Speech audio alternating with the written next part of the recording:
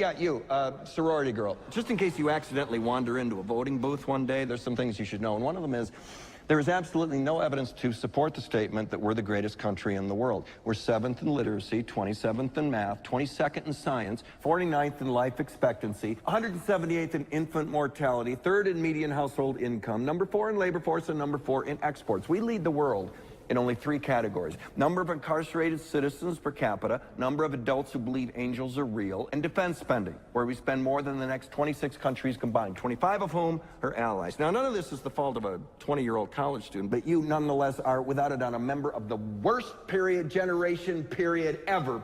So when you ask what makes us the greatest country in the world, I don't know what the fuck you're talking about.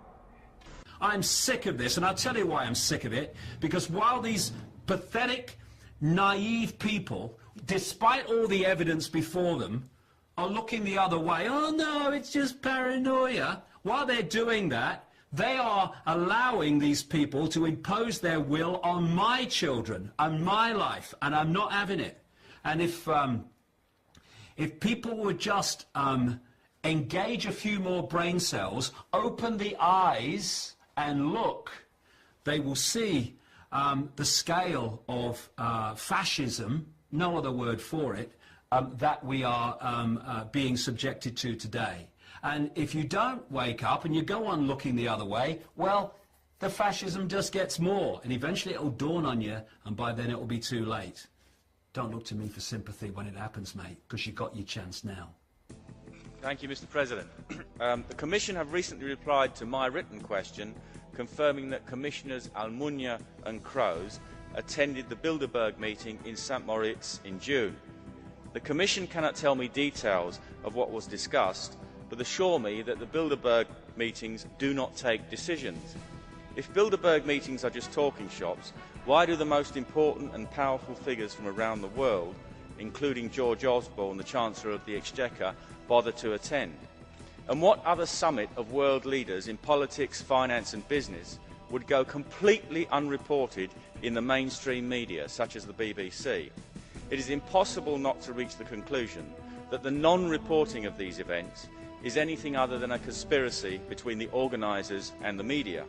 It merely confirms the belief of many that the hidden agenda and purpose of the Bilderberg Group is to bring about undemocratic world government. It's a disgrace that the European Commission is colluding in that.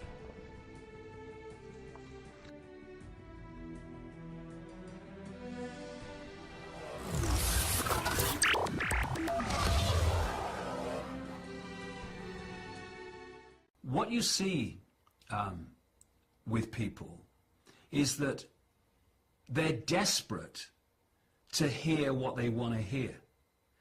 And they're desperate for people to say, oh, no, these conspiracy theorists, they're all crazy, you know, they're all paranoid. It's not really going on. It's ridiculous. And this is done to protect you. This is done for you. You know, we're the government. We care for you.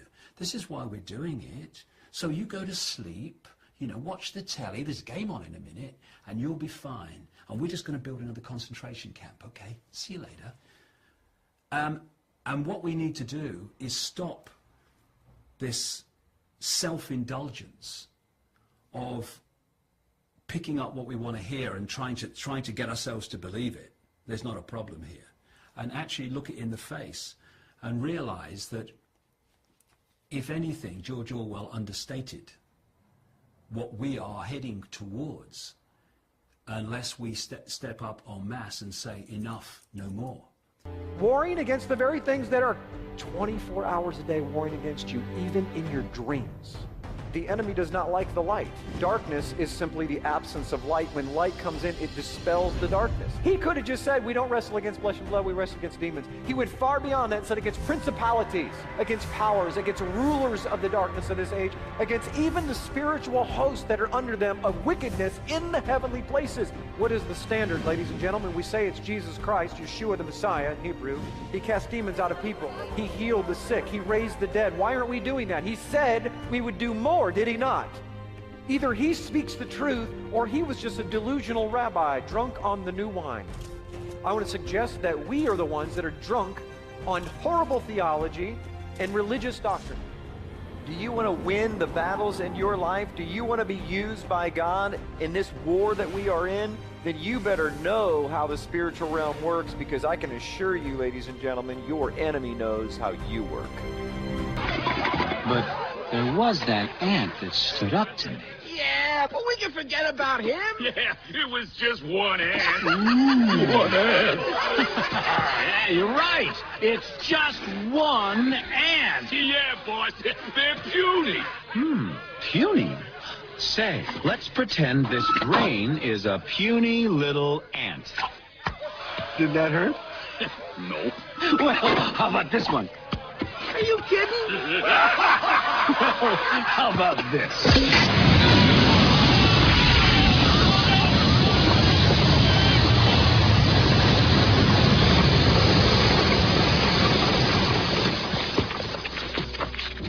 You let one ant stand up to us, then they all might stand up. Those puny little ants outnumber us 100 to 1. And if they ever figure that out, there goes our way of life. It's not about food. It's about keeping those ants in line. Rise like lions after slumber, in unvanquishable number.